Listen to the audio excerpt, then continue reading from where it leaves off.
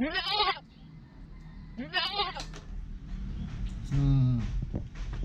see some creatures outside my gate. They may run away before I get there.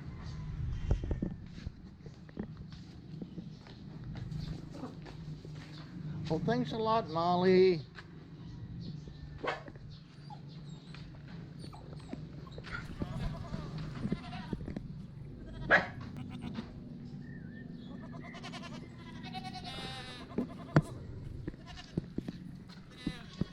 Dog scared him away before I had a chance to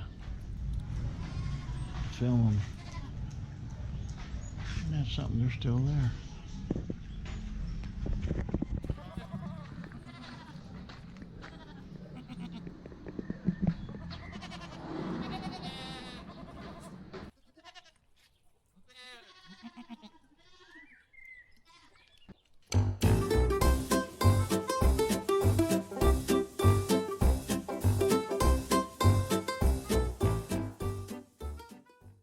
Hey everybody, this is Bud Brown, living in Dumaguete City, Philippines. Yeah, baby.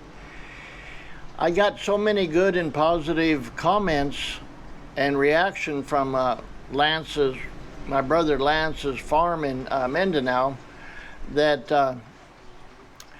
I thought that I would put up a video that I had uploaded before that talks about his expenses. Now, these last videos were not talking expenses, they were just telling you what he was doing.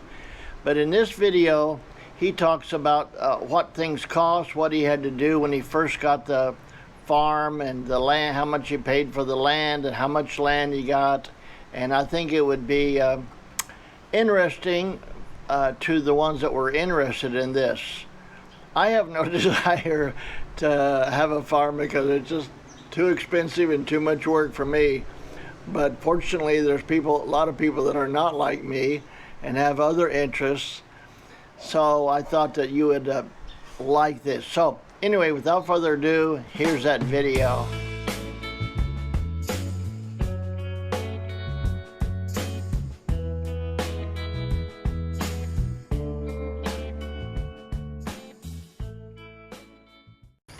Hello, good morning, mein Buntag. I'm Lance Brown and Bud brother, and I've had people interested in what it costs to build a farm over here. Now, why anybody would want to build a farm besides me, I don't know, but for me it's a good thing. So all I can do is tell my experiences. So I've tried to keep a few notes.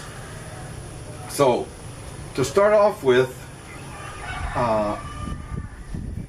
what do you want in the end product relative to the farm? I felt a farm of about 5 acres would suit me, and the priorities for our particular farm was near my wife's hometown, which is here, Santiago, Augusta del Norte, and clear land. I mean, I realize that agricultural land is going to be grown up, but what I mean is no trees, no coconut trees, no jungle, and we spent, and also have a view, a pastoral view. We spent about 2 years looking for a piece of property before we settled in on what we got. And we bought property, we bought original property, and then we bought properties around that. And what we wound up with was actually 10 acres. Please, I don't want any more. The buying a property over here is not easy. Probably why it took us 2 years. I found that although I've never seen a for sale sign, every place is for sale for the right price, like anywhere else. We wound up paying 500,000 pesos for 2.5 acres. That's for a hectare, 2.5 acres, and that winds up being about $4,000 an acre. There's lots of obstacles in getting a clear title to a piece of property, and people say, oh, American can't own it. Well, there are ways that American can own it. But I don't get into that. Okay, you're going to need to clear the land and put fencing up. That's what I had to do. We have 5 helpers, 5 permanent helpers, and 2 in the house and 3 on the farm. But the 2 in the house work on the farm as well. Until we start projects, then we hire more. So if you're going to hire, what's it cost to hire somebody? Well, over here we pay 300 pesos a day, that's $15, and that's a little bit more than the average. We provide a substantial lunch and 2 snacks during coffee breaks called merienda.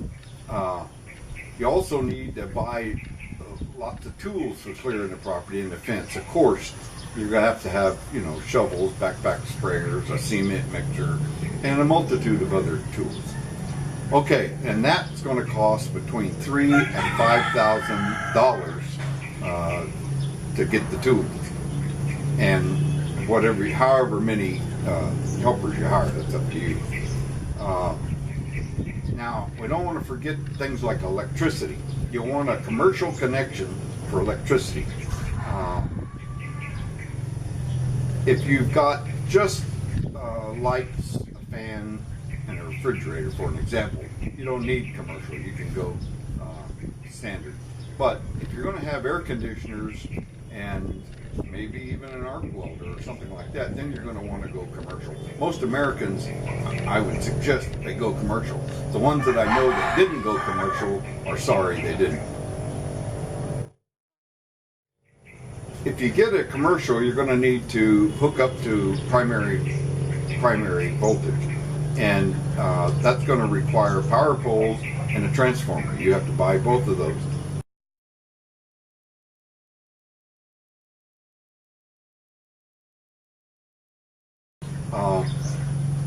The reason being that primary, you have to higher voltage. You have to have it 23 feet above the ground. Secondary, not so much, 14 feet above the ground. So that's going to cost you about $6,000 US for the electricity stuff.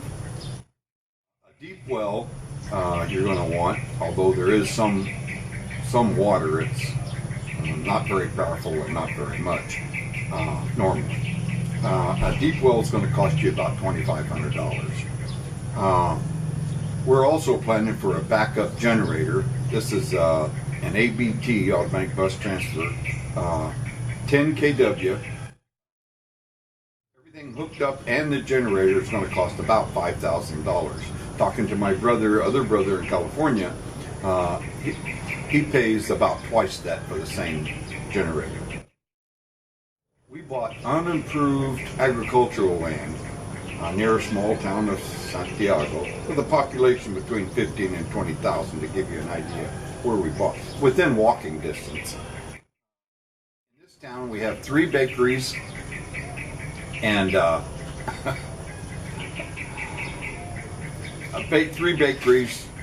bakeries, 3 barbershops, but you cannot buy butter.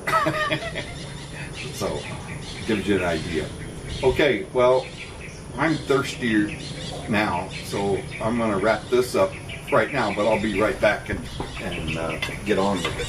Okay, I'm back. Got my Bubba cup here. Now, what was I? Oh, I was telling you about how you can't get butter. It's our intention that we're planning on doing it, and we started doing it already, to build 3 houses. The main house is about 2,500 square feet, 2-story, and we'll also have a swimming pool. We're having a gatehouse that's a 1-bedroom, good-sized 1-bedroom, and good-sized living room, kitchen, and it has a pretty good-sized Sorry store next to it. Sorry store is a neighborhood grocery store. But we'll sell rice and eggs, and we don't sell liquor, and we don't sell cigarettes. That's just something we chose not to do. Also, we're going to build a 2-bedroom kubo, kind of a 1930s traditional Filipino house. I think Bud's got some photographs of that.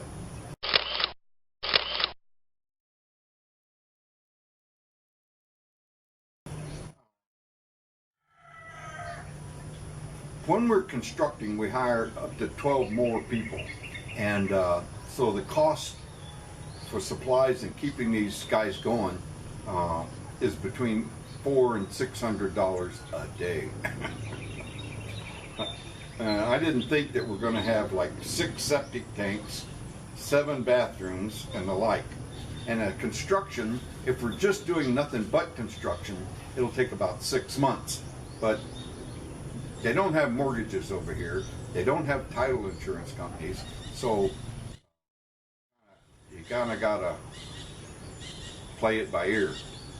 We've also planted 450 trees at our orchard.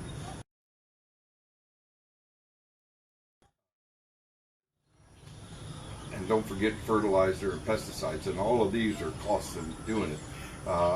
You're also going to have outbuildings. I had to build a bridge, which I think Bud's got a photograph of that.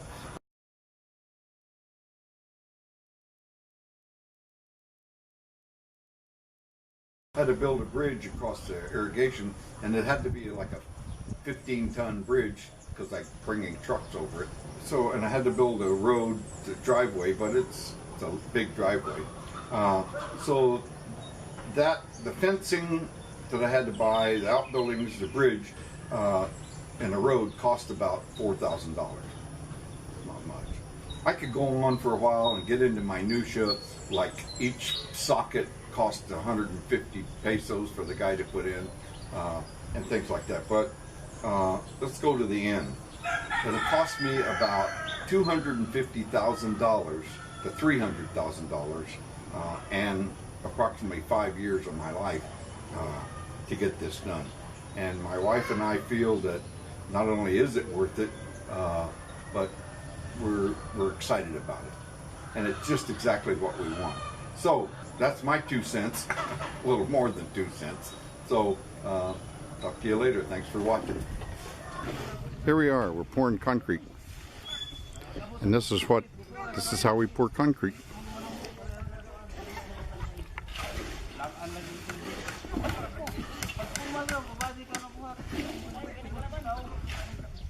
Good, huh? The whole house will be, this house right here is a helper's house, but we're planning on living here till we get the big house built, whenever that is. So this is my crew. I'm very, very happy with them. They do an excellent job. We do everything by hand here, and they do a good job.